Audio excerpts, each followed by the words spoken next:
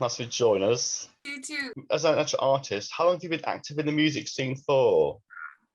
Oh, many years. About, I would say now about 20 years. You've embarked on that recently. I've always been an independent artist. I can't say it's by choice because I haven't had the amazing offer from the big label that I'm like, no, I'm just gonna say no to 100 grand and go on my own way. I haven't had that experience yet, but I do like my freedom, my creative freedom, and I'm a free spirited person, so I like to kind of do what I feel to do, and I need to work with people that let me do me, or else if I'm too much in a small box, it's very hard for me to be inspired, basically. So in regards to being a label and being a your own independent artist, like there's also actual issue or the sense about artists being controlled, kind of molded something that the record labels wants it to be. Whereas if you go independent, you say, "Well, this is me. I'm doing it on my terms, my way." Is that kind of how it was for you at all when you started? So I am signed to an independent label in Germany. Mm-hmm.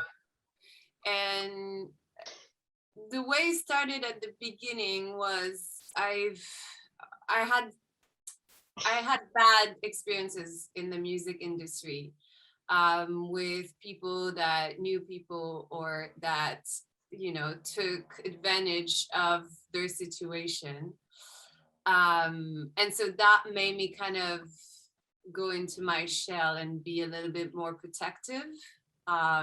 So when that happened, I decided I have to find jobs on the side. Before the pandemic, I sing covers. I'm in a tribute Spice Girl band. I perform here and there. Now I'm back doing more cover stuff, and I'm also taking part of the more behind the scenes, so working on productions and stuff.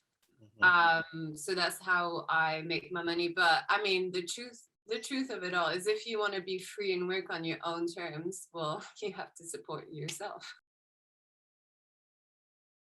For any new artist wanting to release his music on the digital platforms, there are a few pitfalls to watch out for.